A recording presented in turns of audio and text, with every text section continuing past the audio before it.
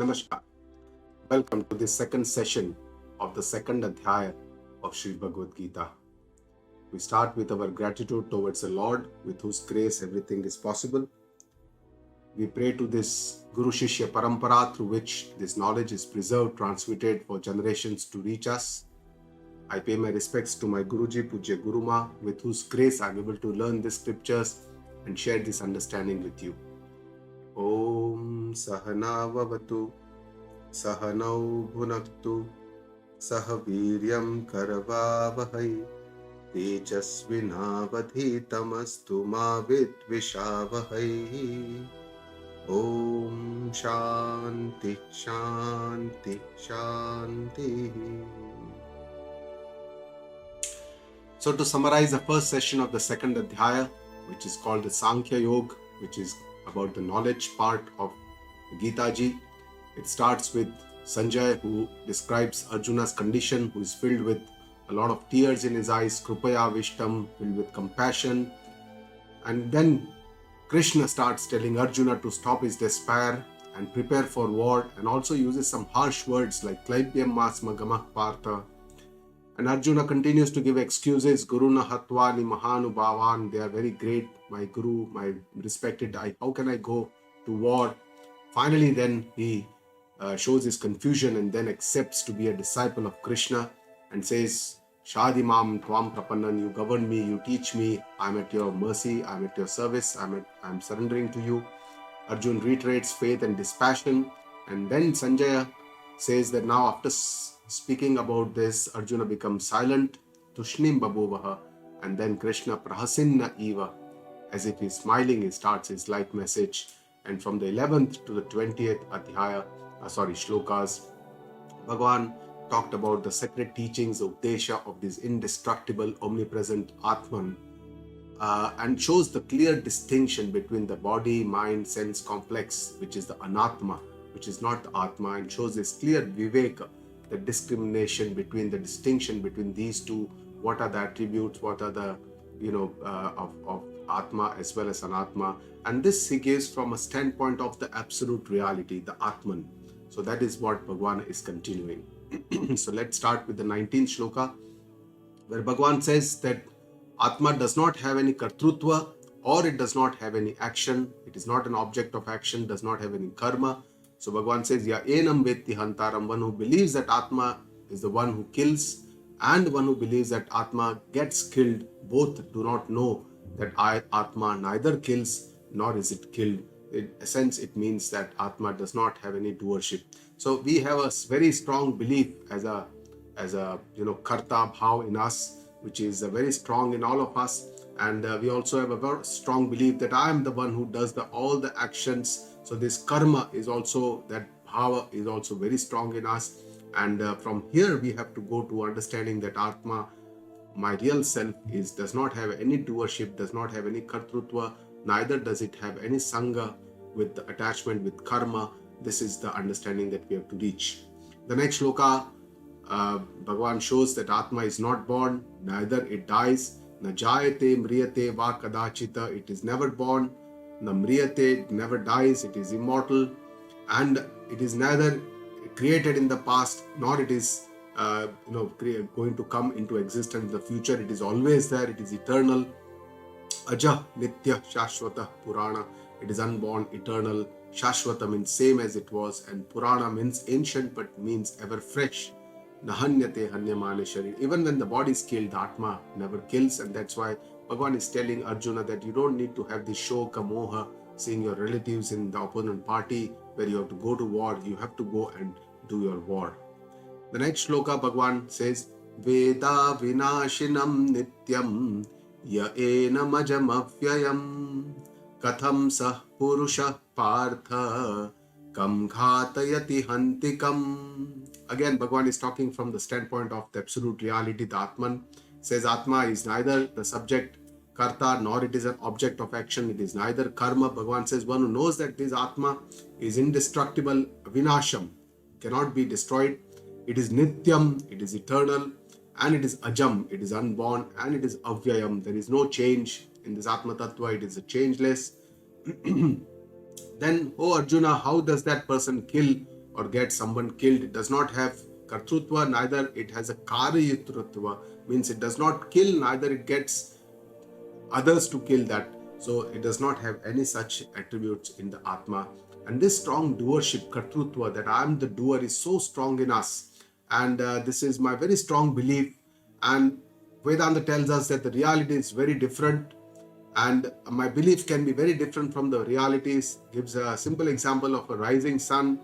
And we see that the sun rises from the east and goes to the west and sets in the west. This is our very common belief when we see the sun. And we speak also in these terms. But the science tells us that no, the sun is stationary. It is the earth that revolves around the sun, and that's why it appears to us that the sun is rising and the sun is setting. Similarly, Vedanta tells us that a lot of our beliefs and misconceptions or notions are not true, and it tells us what is the reality. So here, from my belief that I am the doer, I have to reach to my real self, my Atma Tattva, which I am my own self, which is not the doer, it is akarta, it is not the object of action. I have to shift this doership. So this kartrutva sthanantara, or shifting of this doership from an individual perspective, which is limited to my own body, mind, sense complex, this limited body, towards the universal sarvavyapaka consciousness, eternal consciousness. And this is a very, very difficult task for each one of us. And Guruji tells us what are the stages, how we can do this.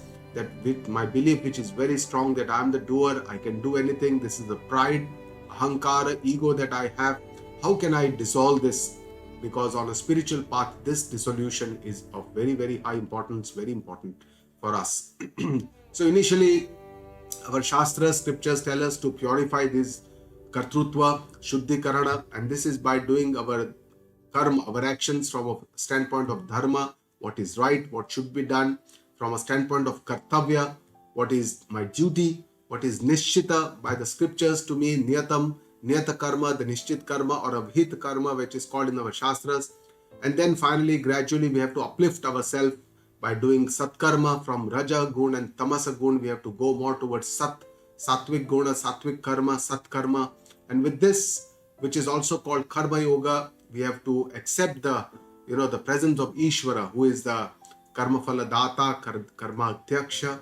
And this svikara helps us to do a kind of a partnership between me and Ishvara, that I am the doer, but he is the giver of the fruits of action. That is the concept of karma yoga. And we will come to that in a short while from now. And then finally, we have to shift with more and more devotion in the Lord. We shift our katrutva towards the Lord, that whatever happens is by His grace. I am not the doer.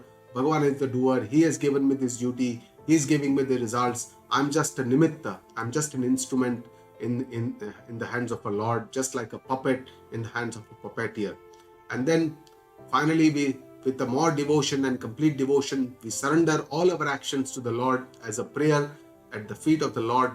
There is 100% our katrutva shifts over the Lord. And then we think whether this doership feeling can be in the Lord, this kartrutva, and we feel that no, Ishvara is a Shuddha, Atma Swarupa Chaitanya, he is full of knowledge, is Sarvagnya. He cannot have this kind of kartrutva of doership, which Bhagavan himself tells, Namam Karmani Limpanti Name Karma Phale Spruha, in the 4th Adhyay is going to tell us. And then we believe that, okay, this could be an illusion, it could be in the Maya. Then we may think that it could be in the mix, Atma, Anatma. But finally, the understanding Vedanta tells us that this doership itself is an illusion, it is a mithya, this kartrutva, and then it vanishes away. And this is all the steps for us to dissolve our pride. In the 22nd shloka, Bhagavan tells us that our body, our physical body, is just like a clothing for us. And he describes how simple, what is the death. He says, Vasansi jirnani yatha vihaya navani gruhnati naroparani tatha sharirani vihaya jirnani anyani sanyati navani dehi. So Bhagavan says, just yatha naraha vasansi jirnani yatha vihaya, just like a person sheds off his old clothes. Jirna means old and distorted clothes. Yatha vihaya, just like we shed off, just we take off the old clothes. Aparani navani grahanati, and wear the new clothes. Tatha, similarly, Dehi. Dehi is the owner of the indweller of this body. Dehi is the indweller of the Deha, the Jivatma. Vihaya Jiranani Sharirani. So when the body becomes old, Jirana, when it becomes withered away, when it becomes very old, then that Jivatma leaves this old body and enters into a Jnani Navani Sanyati Dehi. It enters into a new body, and this is similar to taking out the old clothes and wearing new clothes. Similarly, the Jivatma sheds off the old body and takes a new body. This is what our Shastra tells us. This is the death actually. And this entering into a new body is based on the law of karma. That is, our scriptures tell us that as our actions we do in our life, we get the fruits of this. And similarly, the onward journey also is dependent on our actions that we do, not in just this life, but in all our previous life. This sanchit karma, the karmas which have been there in our account, they determine what will be our onward gati. So death or mrityu is a very big event in our life, in the life of our near and dear ones. It creates a major cause for sorrow. The same is for Arjuna here. He is afraid that he may have to kill his opponents. And that's why he's got this Shloka, Moha, and that's why Bhagwan is explaining to him what is death. So according to our scriptures, death is only of the physical body. The sthula sharira comes to an end.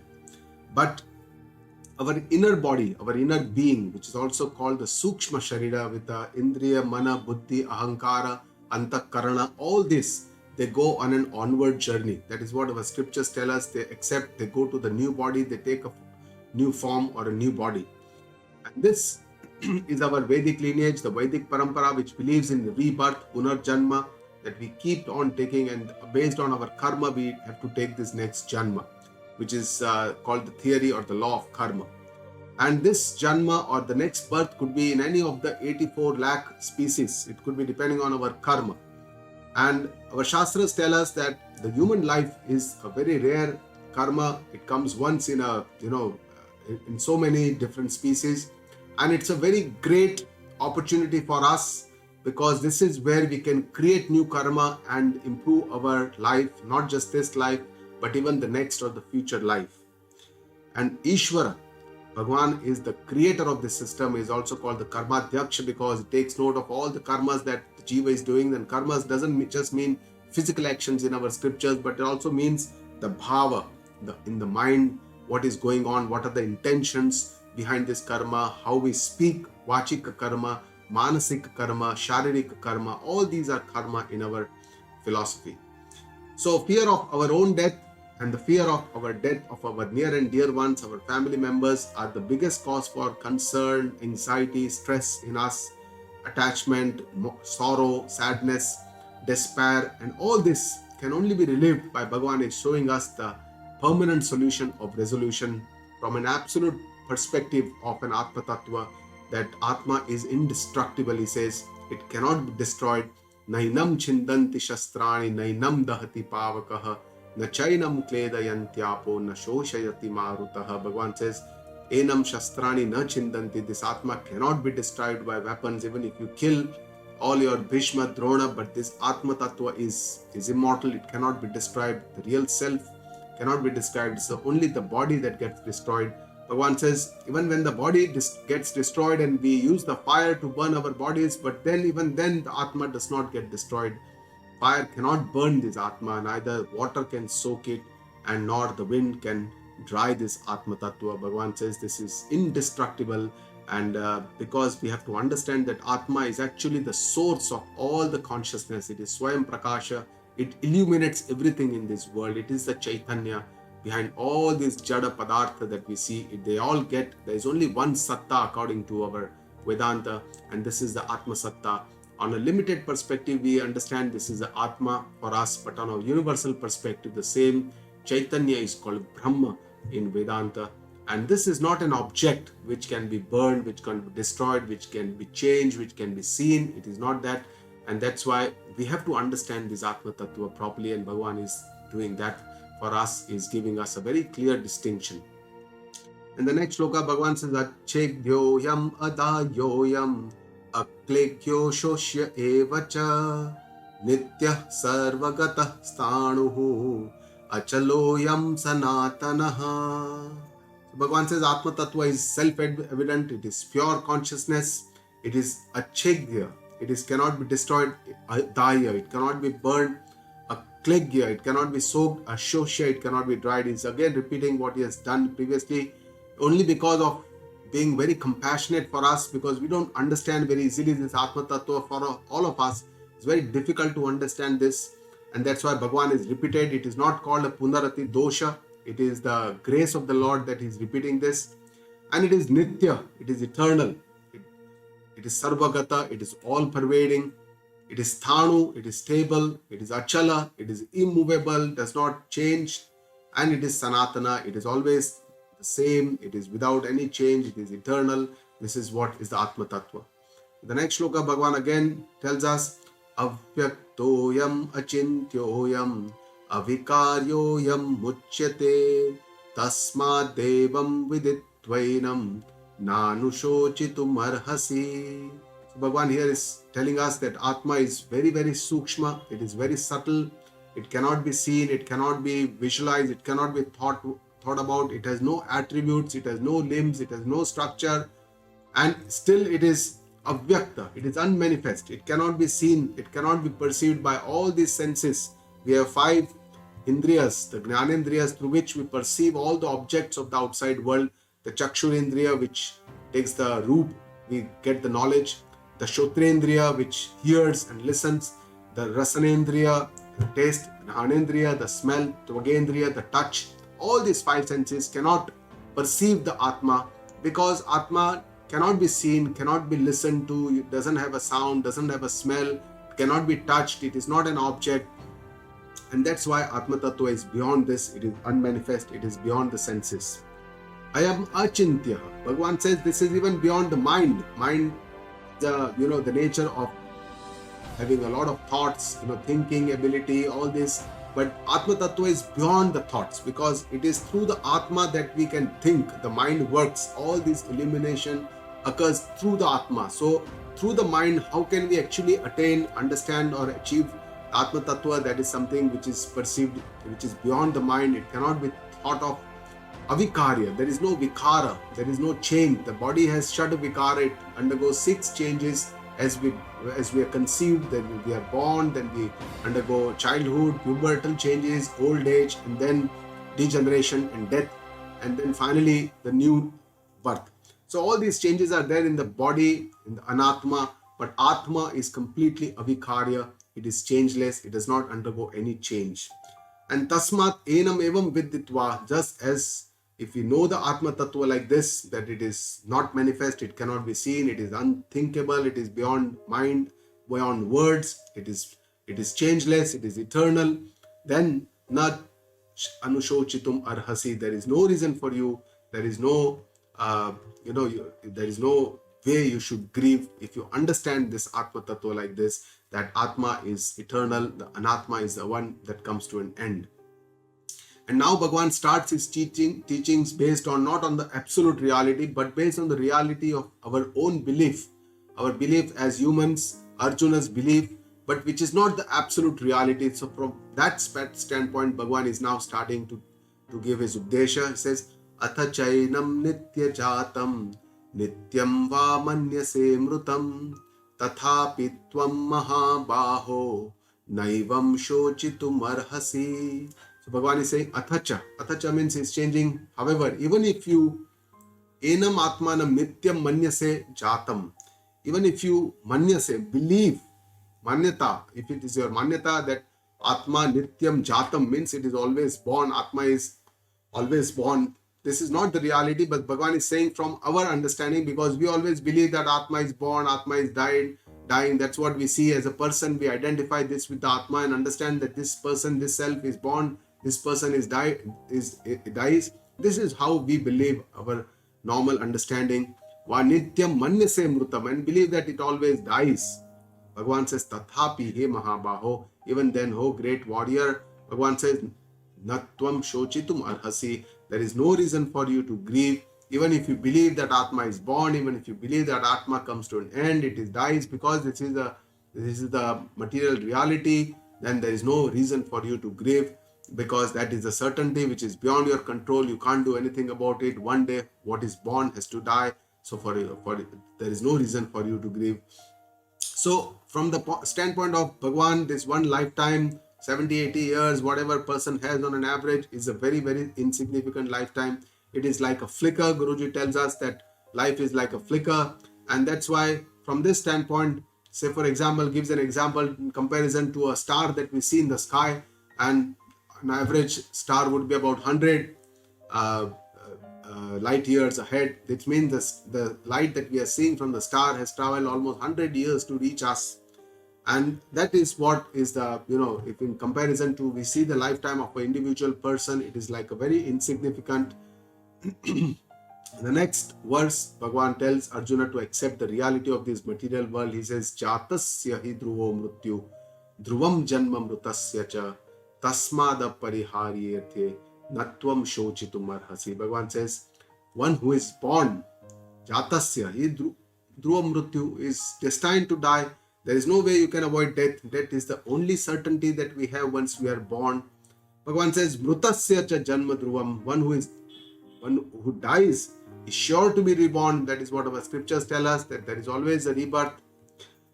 So tasmat apariharyarthe. That's why for something that you cannot avoid, that is something that is not under your control, Arjuna, natvam shochitum arhasi. There is no reason for you to grieve for something that is not under your control. Whatever is going to be born is going to die. Whatever is going to die is going to be reborn in another form. So why do you want to worry? Why do you want to grieve over this? Why are you so afraid of fighting this war with your Kaurava friends? So Bhagavan is telling all of us to accept what we cannot change, and there is no reason to feel sad in God's view. There is no reason to feel sad for anything, even an event like a death. For him, Bhagavan, it is not a reason to feel sad about. And then Bhagavan in the next shloka tells Arjuna not to be attached to these transient things. Avyaktadini bhutani vyaktamadhyani bharata avyakta nidananyeva tatra ka paridevana. Bhagavan says, O Bharata, O Arjuna, who is the best in this Bharat dynasty, says, Bhutani avyakta adini. All beings that are seen now were unseen before their birth.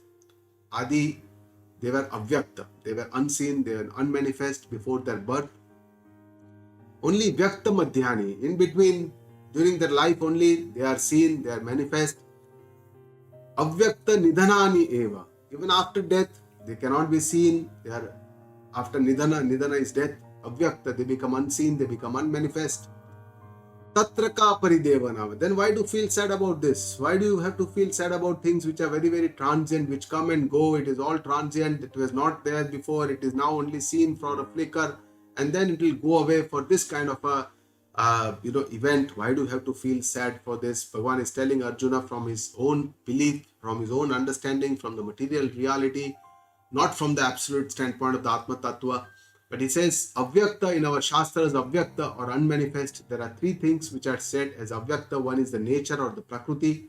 In the Sankhya Shastra, it is considered to be having Trigunatmika. It is having three gunas, the Sattva, Rajas, Tamas, consisting of 24 elements, the 5 Jnanendriyas, the 5 Karmendriyas, the 5 Vishaya, the 5 Panchamahabhuta, Mana, Buddhi, Ahankara. All these 24 elements, they form the Prakruti. And it remains in the unmanifest form as the Karana, from which this entire Karya, the Jagat, the world arises or is born. So that is the manifest world, comes from the unmanifest Prakruti. Similarly, Vedanta also believes in Maya. Maya is also unmanifest Ishvara Shakti. It is the power of the Lord, which is not separate from the Lord. It is part and parcel of the Lord, but it is under the Ashrita. It is surrendered to the Lord. It is under the control of the Lord. It is also unmanifest. It is adarshana. From this Maya, the entire Jagata, the manifest world, comes into being, and that is darshana. And then when there is pralaya, when there is a dissolution of the entire earth, pralaya kal, again this entire world merges again into the Maya, into the Brahma. And then the eternal Brahma Swarupa, the Brahma, which is a universal consciousness, that is also unmanifest, and it manifests as Maya, it manifests as the world, as a Vyakta, and again in the Pralaya Kala, it again manifests into Brahma. So Brahma and Maya are not too different. In Vedanta, it is considered to be Advitiya Brahma. Brahma is just one and one.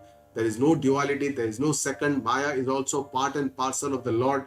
Just like, say for example, a doctor, for his the skill is prescribing medicine based on the science. So that's energy, that power of the doctor comes along with the doctor. Similarly, this power, Shakti of the Maya comes along with the Lord. It is not different, it is one and only one. And our Vedanta tells us that this attachment to this manifest, this transient, is the root cause of sorrow. This mamata is the main cause of all our sorrows, and that is what Bhagavan is telling us in these shlokas. The next verse is a beautiful verse. Bhagavan tells us that everything, Atma, is a wonder all along, all the way. Ascharyavat paschati kaschidenam, Ascharyavat vadati tathaiva chanyaha, Ascharyavatchainamanyah shrunoti, Shrutvapyenam vedana chaiva kaschita. So Bhagavan says, Kaschitenam, paschati ascharyavat. Some rare seekers who look at it, Atma, with wonder, as if you are listening to this Atma Tattva, that is also wonder, and we are wondering, what is this? How can this such a thing be possible? When somebody speaks also, it is also wonder. Bhagavan says, somebody who is describing this Atma Tattva, the Guruji, the Vedanta Guru who describes this Tattva, that is also a wonder.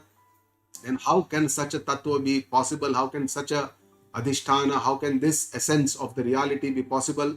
Somebody who listens to it is also listens with wonder. The student of the Vedanta, the seekers, they listen this with wonder. And a few people, Shutva api, they listen, but even then they do not know it. That is also wonder, because everybody does not understand this. Even after listening, everybody cannot understand this because the sanskaras are different. So learning Vedanta is it's a wonder. It's a wow feeling, and if you can see it, everything is a wonder. Vedanta tells us the reality is something which is very different from our beliefs.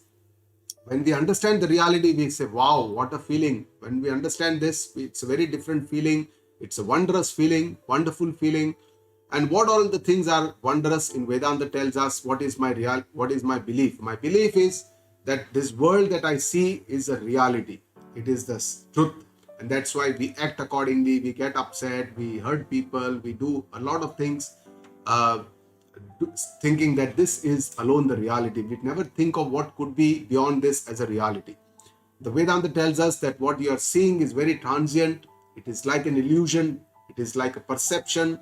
And the reality is beyond this. The reality is not seen. It is unseen, which is beyond this seen world that you are seeing. That is a wonderment for us. Our belief is that Atma, what Vedanta talks about, is something very unreal, something very esoteric, something that we cannot understand. But Vedanta tells us that no, it is a reality, it is my own self, it is my own aparoksha, my own direct experience that I am existing, I am there. And once we understand this, then it becomes like a wonder. Our own belief is that God has a form. It is either in some mandira, temples, or is sitting in heaven.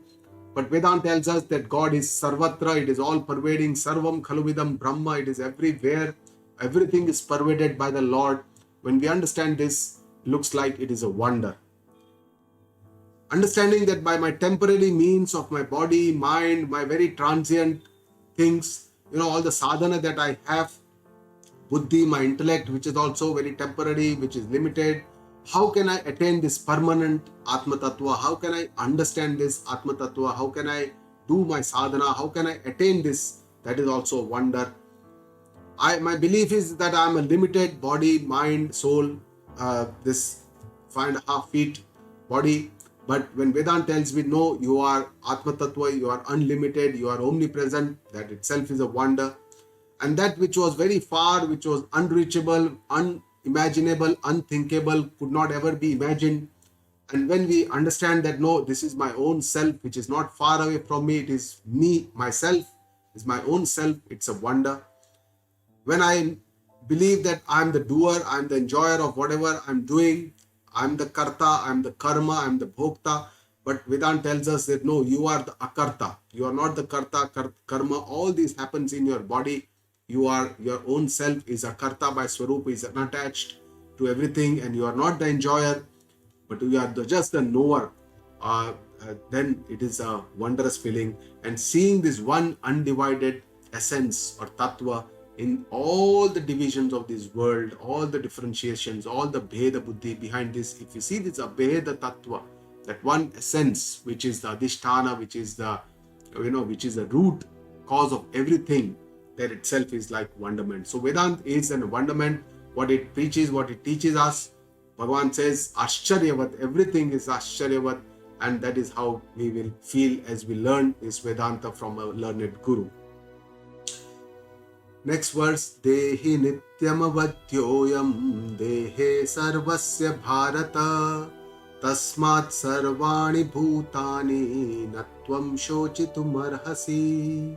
So from this standpoint of the absolute reality, Bhagavan is now summarizing what is already said, giving the clear distinction between Atma, Anatma, Viveka. And Viveka means the discriminative intellect that is able to clearly distinguish between Atma and Anatma. What is Atma? What is Anatma? And this is considered to be the most important in Vedanta. This Viveka is the starting point of our spiritual journey. Bhagavan says, in all these bodies, Sarvasya Dehe, Ayam Dehe Nityam Avadhya. This Atma is indestructible. It cannot be killed. Bhagavan says, Tasmat Sarvani Bhutani Natvam Shochitumarasi. For all these beings, there is no valid reason for you to grieve, Arjuna. And here with this, Bhagavan concludes the knowledge part, the self-knowledge part, Atma Gnana part, from an absolute perspective. Now, Bhagavan, seeing the Arjuna's expression that he is still not ready to fight this war, is probably explaining to Arjuna coming down from the final goal, is now coming to what is the understanding of Arjuna. Arjuna as a Kshatriya understands that this is my duty, my dharma, what I should do. From this is a relative standpoint.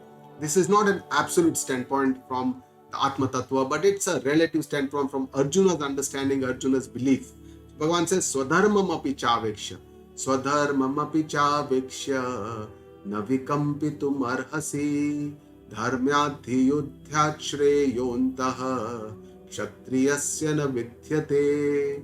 So Bhagavan says, from the standpoint of your own duty, dharma in our scriptures does not mean religion. Dharma means something which is dharayate iti dharma, one which upholds the entire mankind is dharma, one what is right, one which is, dharma means what is the right thing to do. Dharma means one of the parts is my duty, what is my duty according to my varna and my ashrama, my duty is my dharma. So from this standpoint, Bhagavan is saying, Na vikampitu marhasi. There is no reason for you to waver, for you to fear, Arjuna. From this standpoint also, your duty, Kshatriyasya, for Kshatriya, as a warrior, there is no better duty, no greater duty, no more beneficial duty, na shreya, na vidyate dharma yudhya. This is the dharma yuddha, this is a righteous battle for you. You came here to fight this battle because you knew that this was a dharma of the Duryodhana and all the Kauravas were doing unrightful things for Pandavas, and that's why you have come to this dharma yuddha. So you must fight, Bhagavan says, and this Vedic life, the Sanatan Dharma, the scriptures are considered to be the Param Pramana, the evidence, and it tells us what is the roadmap for our life.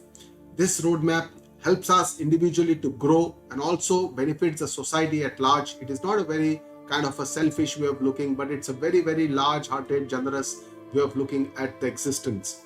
And the main purpose is to cleanse my mind, Chitta Shuddhi, by doing Karma Yoga, Bhakti Yoga, and taking care of my mind, my senses, my intellect, self-restraint, so that whatever artha kama, whatever wealth, possessions, desires that I fulfill in this world, it is done with a kind of a restraint, with a kind of an understanding that Shastras provide us.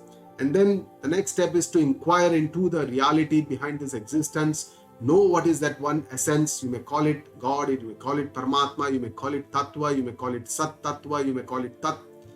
It could call it by Om, you could call it by any name, but it is the eternal reality behind the existence. And then it starts from our duty, our kartavya, dharma, and then go ahead.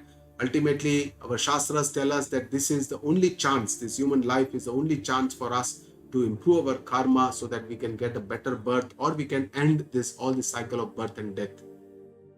And the next shloka, Bhagavan says, Yadruchaya chopapannam swargatvaram apavrutam sukinah kshatriyah partha labhante yuddha mitrasham. Says, whatever comes to you as a chance, as a destiny, as luck, whatever you call it, accept it, embrace it, and do what best you can. Bhagavan says, Yadruchaya. Yadruchaya is whatever comes to you without your efforts, which has come maybe by luck, by chance. In the 18th Adhyaya, Bhagavan uses the word Daivam when he's describing the 5 ways how we get the results of our action. Daivam is the destiny, the Daiva or the luck or the chance or the Yadrucha, the God's will, you can call it. The Bhakta or the devotee will call it the God's will.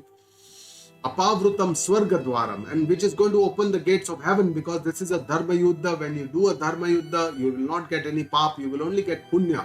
And with the punya, you will go to heaven. Bhagavan is telling Arjuna, Idrasham Yudham Labante Sukhina Kshatriya. This kind of battle only comes to only lucky warriors, Sukhina Kshatriya, like you. You have got this luck, you have got this chance, you have got this. Try to, do your best, and this will only help you to go into heaven. This is not going to help you to go to hell, as Arjuna had thought.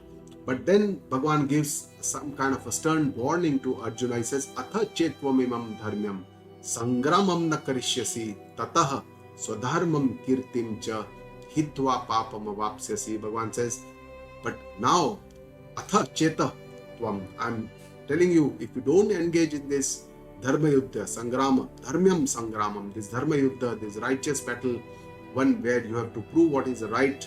This is not the battle against Kauravas, Duryodhana or Bhima, Drona. This is your battle against what is there in their mind, the adharma in the minds of the Kauravas, adharma in the minds of them. And that is where you have to fight this battle. Bhagavan is telling Arjuna, Tata hitva sadharmam chakirtim, and you shall, if you don't engage in this kind of a dharma yuddha, you shall lose all your duty, dharma, you will lose your kirti, your honor, and papam avapsyasi, and you will gain only sin, nothing else. You will not gain any punya or swarga gati, but you will get all sin and you will go to naraka gati. This is what Bhagavan tells Arjuna, that you have to fight this war. Akirtim chapi bhutani kathaishyanti te vyayam sambhavitasya cha kirtim maranadati richyate. Bhagavan says, this death is preferable to disgrace, and all these people who talk about your infamy for a long time to come, people will talk that Arjuna ran away from this battlefield. Kathaishanti te avyayam. For a long time they will keep talking about your akirtim. Akirtim is your infamy or your disgrace, your reputation will be hurt. Bhagavan says, Sambhavitasya kirtim maranatati richyate. For an honorable person like you, Arjuna, akirti, disgrace, disrespect is maranatati richyate. It is even greater than death. And that's why you must keep your honor. How a person, a Grihastha, becomes a Mahatma, Guruji tells us, patience and courage in difficult times, vipadi dhairyam, forgiveness when we are well-to-do, when we are abhyutabhe, shama, courage to speak honestly in an appropriate manner in any meeting of people, sadasi, vak, patuta, and showing courage during difficult situations. Here it's a wartime, yuddha vikrama, doing some great, valor or courageous decisions taking, and liking a clean image, worried about our own reputation, shuddha yashasi abhiruchi, and addicted to listening scriptures, vyasanam shrutau. Shruti means our Veda and our Shruti Shastra. Addicted to means keep on listening the scriptures. These are how a person becomes a great person. Bhayadranaduparatam mansyante tvam maharathaha yesham chatvam bahumato bhutva yasyasi lagavam. Bhagavan is telling Arjuna again that falling from your own reputation is going to be very difficult, deplorable. The great warriors will always be not just common people, but even Maharatha. The great warriors will believe, Mansyante, that you uparatam, you retreated from the battlefield, bhayat, ranat, bhaya, because of fear you ran away from this battlefield. All these great warriors will remember you, and for those who know you as having very great virtues, people know you that you are a great warrior, you are the best warrior, the ace warrior and ace archer like Arjuna. Bhagavan says, yasyasi laghavam, you shall fall in their esteem, your reputation will be destroyed by this, and this is not going to help you. And this disrespect, this dishonor will give you the highest or the greatest pain. Bhagavan is telling, avachyavadanshcha bahun vadishyanti tavahitaha nindantastava samarthyam tato dukkhatarannukim.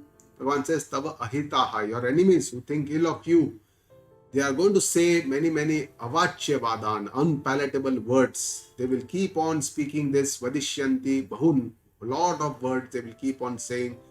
Nindantastava samarthyam, your samarthya, your courage will be abused. You will be abused, disrespected for your courage because you have left this field. And that tatah dukkha tarannukim, that will be very painful for you. What can be more painful to you, Arjuna? For a Kshatriya, for a warrior, this kind of disrespect of being, running away from the battlefield just because of Shoka, Moha is going to be most disrespectful, Arjuna. And then Bhagavan is telling, whatever happens is good for you, Arjuna. On either side, you are going to be benefited.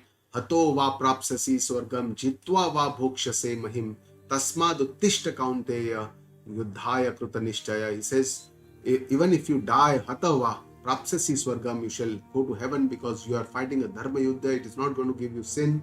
It is only going to give you punya, just like a soldier who fights on the battlefield or on a border.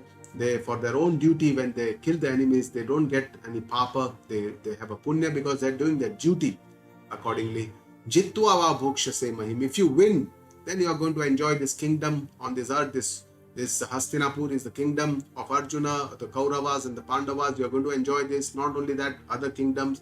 Tasmat kaunteya. That's why, ho Arjuna, yudhaya kruta nishchaya. Make your mind firmly. Make a clear decision in your mind. And Uttishta, Bhagavan is almost like ordering Arjuna to get up and fight this dharma yuddha, this war, this battle, where he's standing in front of both the armies, one on Kauravas on one side and Pandavas on the other.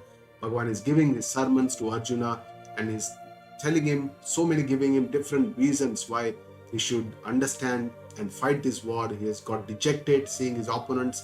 He's got attached to his brothers, his respected Drona, Bhishma, all his teachers, and that's why he doesn't want to fight.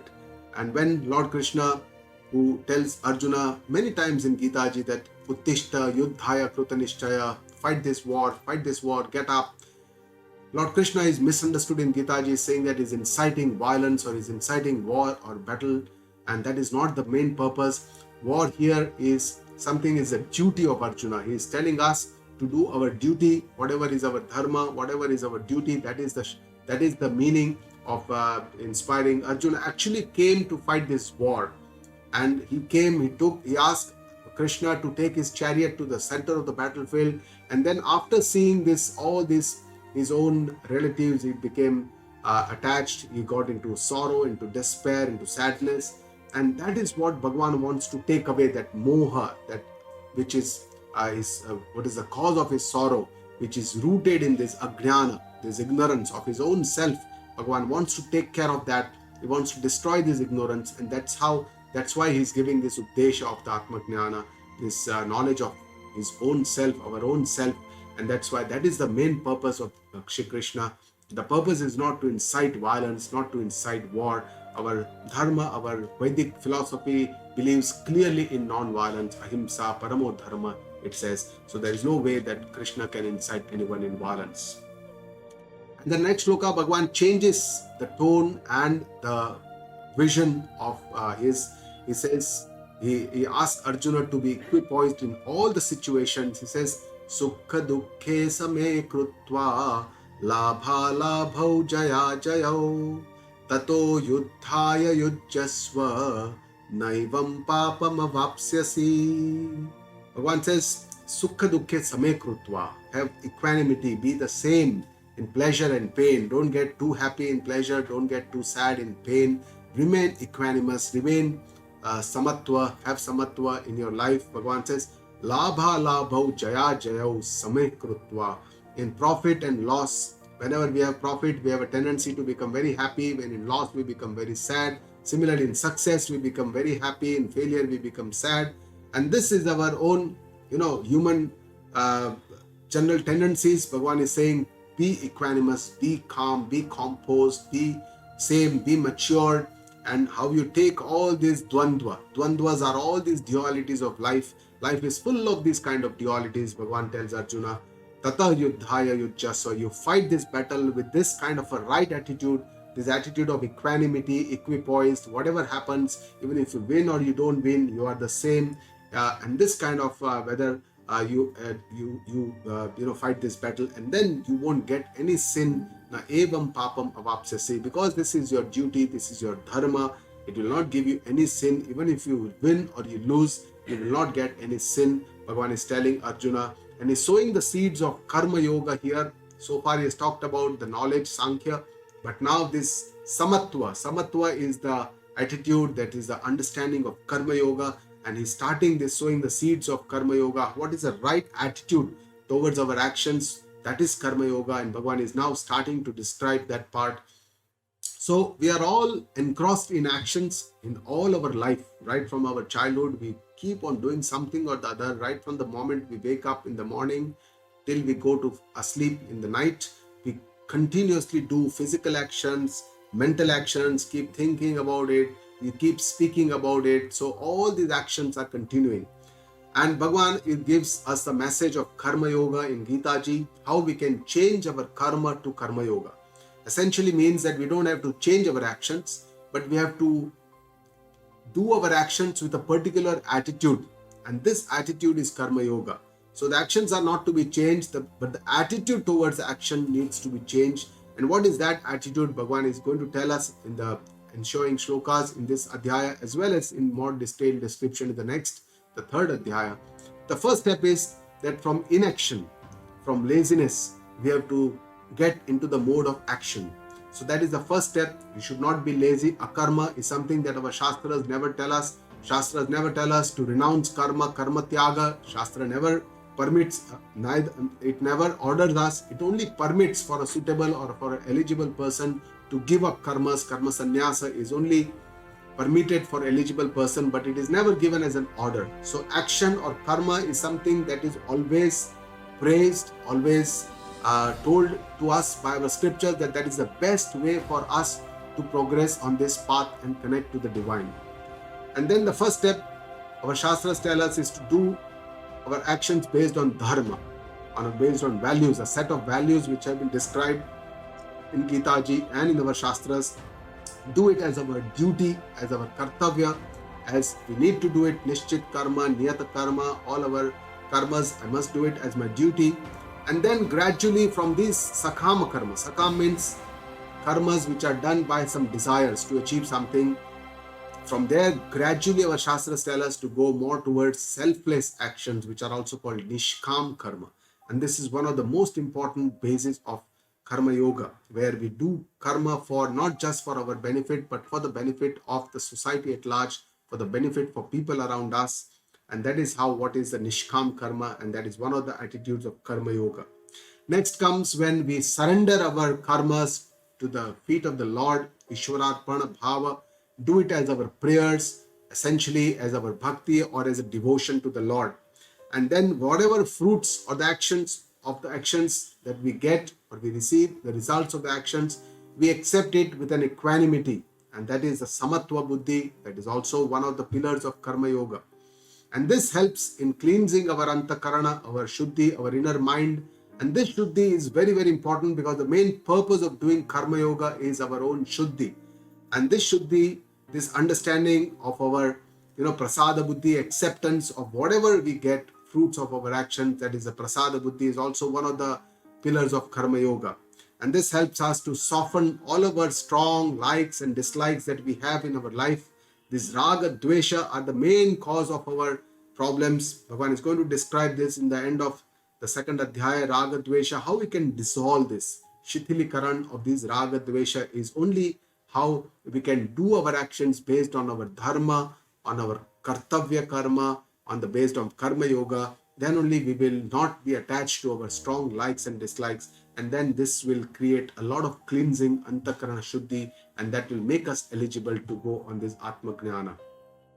So with this, in the next shloka, Bhagavan is telling us Esha te bihita sankhye buddhir yoge tvimam shrunu buddhya yukto yaya partha karma bandham prahasyasi. With this shloka, Bhagavan comes to the end of the knowledge part, the Sankhya part, and now starts the beginning of the Karma Yoga. He says, "Oh Arjuna, so far I talked to you about the Sankhya knowledge path, and I gave you the sermons of the Atma Gnana, the self-knowledge."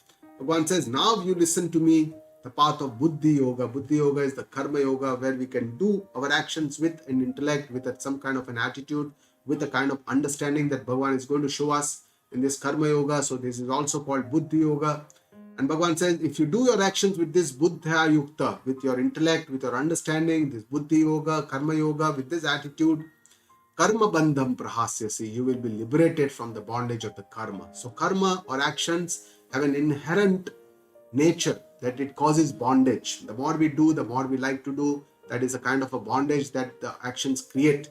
But if you do the same actions with the karma yoga bhavana, with the attitude of karma yoga, it relieves us. It relieves us from the bondage. It is like when we move on one side with the rope, it twines us. When we start moving on the other side, we continue our movement, we continue our karma, but we are moving in the correct direction, then the rope untwines us and we get released from this bondage of karma. That is what Bhagavan is telling us. So karma yoga is a very, very important indirect mean for Atma Gnana. It is not a direct mean for Atma Gnana. For direct mean of Atma Gnana is the Gnana Sadhana in our scriptures. But Karma Yoga is a very important, the first initial step for all of us, because it creates a Shuddhi, it creates a kind of a purity, it creates a kind of a peace to us. It gives a lot of peace, happiness, and this is only makes us eligible for the further journey of understanding our own self, Atma Gnana, what Bhagavan is talking about. Without Antakaran Shuddhi, it's very difficult. Our scriptures say it is impossible to understand this Param Shuddha Tattva, the Atma Tattva, and that's how Bhagavan is now starting the Karma Yoga Adhyaya. So the third Adhyaya is devoted to Karma Yoga, but in second Adhyaya, Bhagavan talks a lot about Karma Yoga. And in the 40th Shloka, he praises Karma Yoga and says, nothing goes in vain on this path, whatever little you do. Neha vikramana shosti pratyavayo na vidyate swalpamapyasya dharmasya trayate mahato bhayat.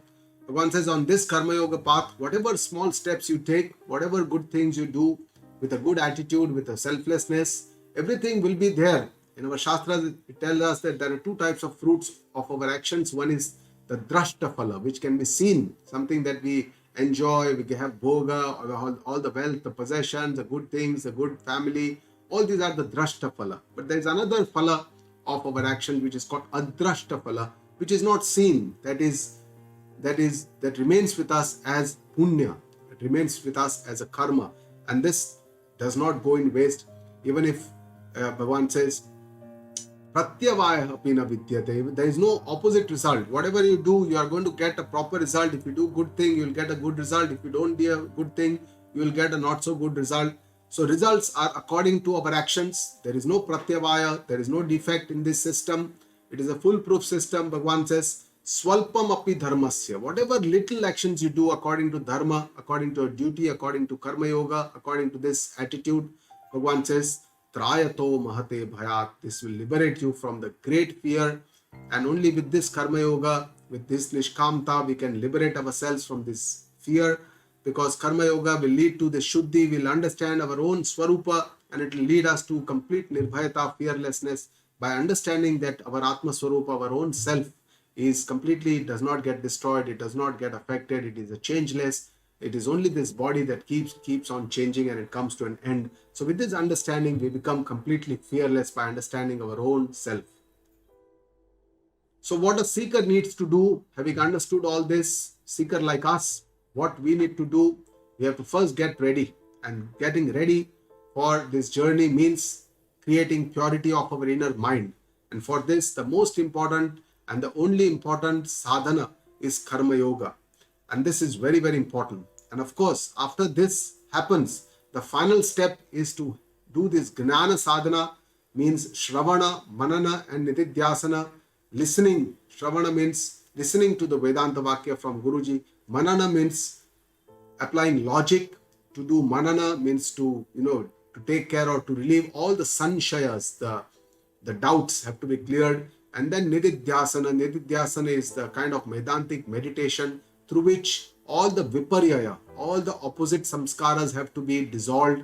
And this actually helps us to understand this jnana. And from paroksha jnana, from outward understanding, it becomes aparoksha, it becomes our directly realizable, assimilated into our own self, so that it comes out in our life.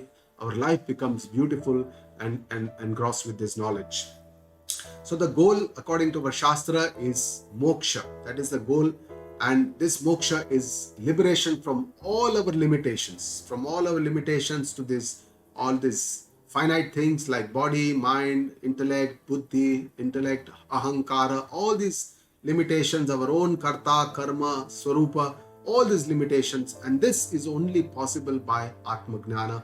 It is only by the self-knowledge. So knowledge is the one that is praised always. And that's why Bhagavan already first started with the knowledge Adhyaya, though it is very difficult for us to understand this Atma, Anatma, Viveka, especially when we are new to Vedanta and Gita. But then listening, Shravana, is the most important, from listening to from a learned guru. And there are two types of Shravana. The first tells us what is the goal. It makes us, the goal becomes clear to us, that what is the goal. And this goal, then the second Shravana helps me to acquire this goal. It becomes like a sadhana, so that I can acquire this and put this knowledge into my life.